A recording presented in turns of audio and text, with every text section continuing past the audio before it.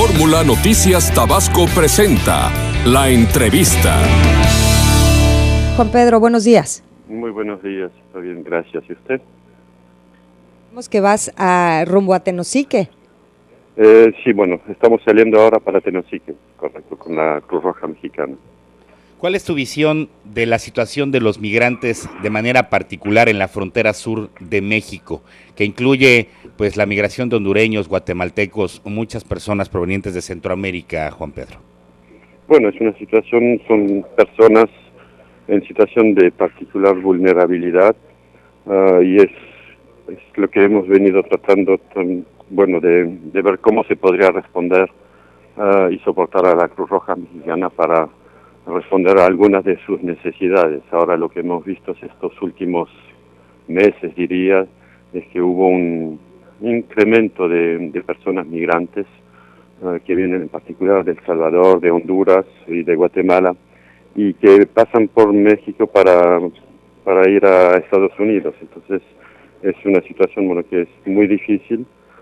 Son personas, como decía, con particular vulnerabilidad, y lo que hemos notado también es que hubo un incremento de mujeres solas con los niños, o hasta niños que no están acompañando, y que son también, en el marco de la migración, son las personas las más vulnerables.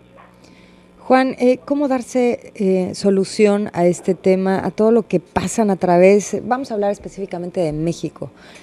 Todas estas personas van en busca del sueño americano y realmente se encuentran en México con la pesadilla mexicana, pero nadie se hace responsable, ni las autoridades municipales, ni las estatales, de repente los federales, pero ¿quién tiene que empezar a darle solución a este tema?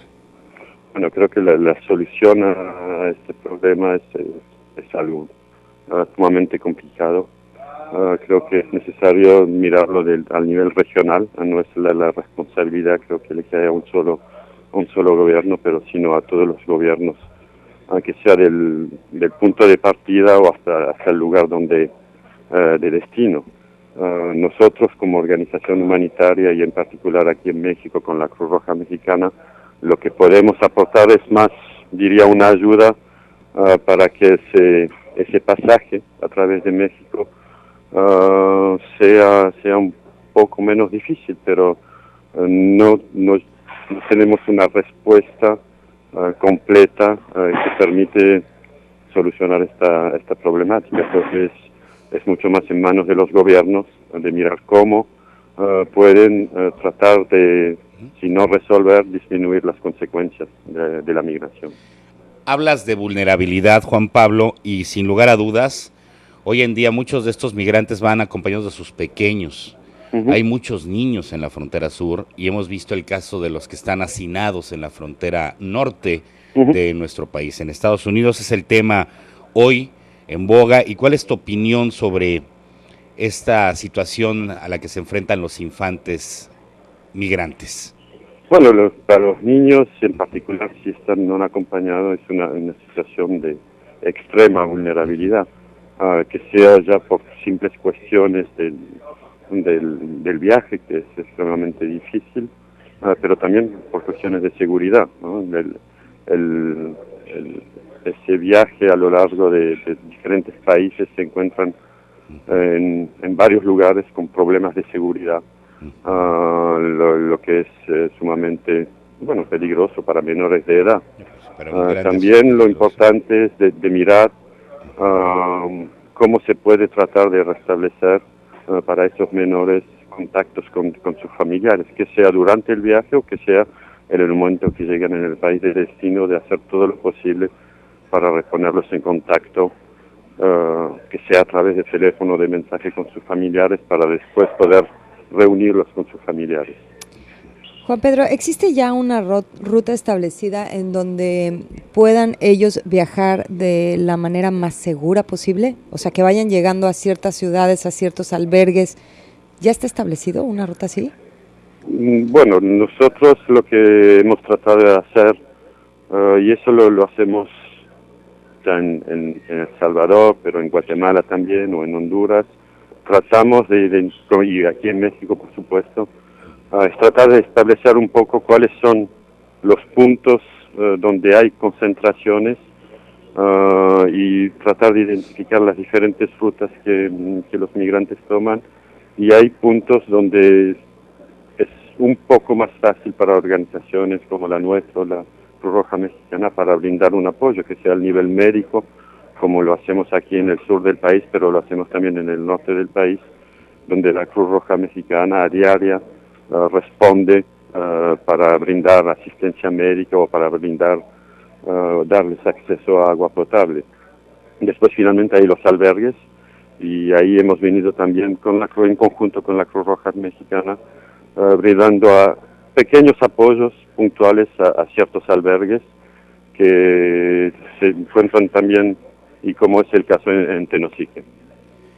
¿A qué obedece tu visita precisamente a Tenosique? ¿De qué manera se va a fortalecer Cruz Roja con la presencia de esta representación, de esta delegación para México, América Central y Cuba, Juan Pedro?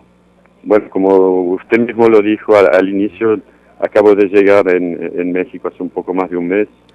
Para mí era importante tener la oportunidad con nuestros colegas de la Cruz Roja Mexicana de darme cuenta directamente de cuál es la situación, de cuáles son las labores que hemos venido desarrollando conjuntamente en el sur del país, y para discutir con nuestros colegas de la Cruz Roja Mexicana para ver cómo podemos fortalecer este trabajo, y para mí, para entender, porque creo que es siempre importante también tener la oportunidad de ver directamente cuál es la situación, poder hablar con algunas personas migrantes para entender quizás un poco mejor cuál es la problemática detrás y las razones que hacen que esas personas se desplazan en búsqueda de un mejor futuro, ¿no? Juan Pedro, y precisamente, como lo mencionamos, tú estás llegando de Israel, de Palestina, de toda esta zona. ¿Cuáles son las similitudes y cuáles son las diferencias en la migración, en las personas migrantes de esa zona con las de Centroamérica? Bueno, diría en Israel y en los territorios palestinos ocupados, la problemática mayor tiene que ver con el conflicto entre Israel y en el marco de la ocupación, ¿no?, de los territorios ocupados.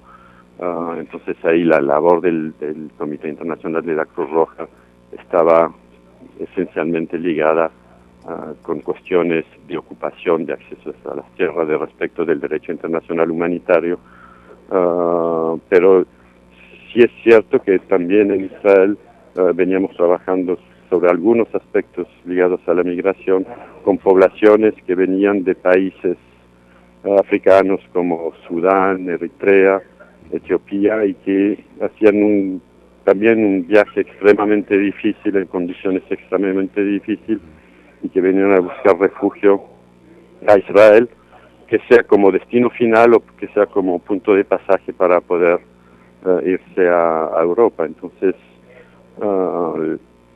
para esas personas hay muchas similitudes, son viajes extremadamente difíciles, en condiciones extremadamente difíciles, y también con presencia en uno o el otro lugar de problemas de seguridad, grupos que extorsionan o que se aprovechan un poco de esta vulnerabilidad de las personas, y ahí podemos ver muchas similitudes.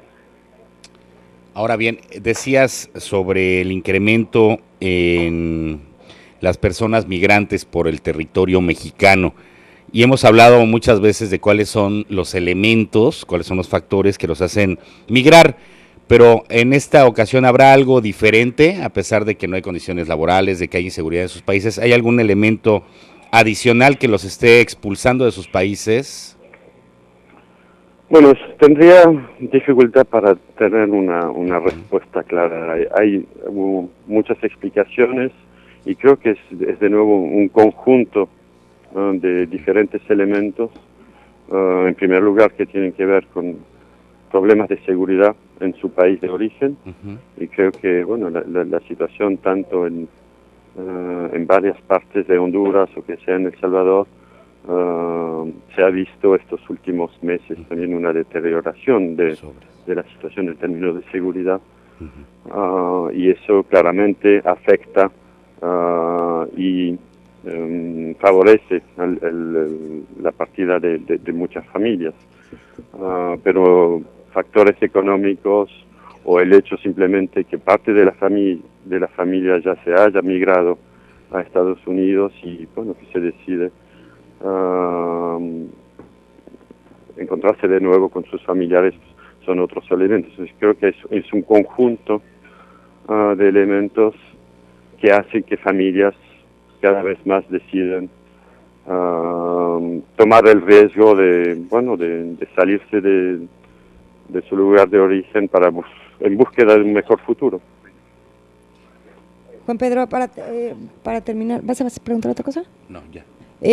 Juan Pedro, nada más para terminar, me gustaría, a ti como persona, ¿qué es lo que más te preocupa en este tema? ¿Me podría repetir la ¿Qué es lo que pregunta? más te preocupa del tema de la migración, sobre todo de esta zona en la que vas a estar ahora involucrado? Bueno, claramente lo más es preocupante, diría, es que durante este largo viaje, las personas migrantes se encuentran, y no es solamente el caso aquí en México, pero puede ser el caso en El Salvador o en Guatemala, se encuentran en situación de riesgo para sus vidas, ¿no? Es algo que pasa todavía de manera muy frecuente, que son expuestos a diferentes o personas o grupos armados y que se aprovechan de esa situación de vulnerabilidad con consecuencias a veces extremadamente graves. Pues sí. Bien. Es una pena todo lo que sucede, es la pesadilla mexicana, ¿no? Es ¿Perdón? el sueño que se convierte en pesadilla.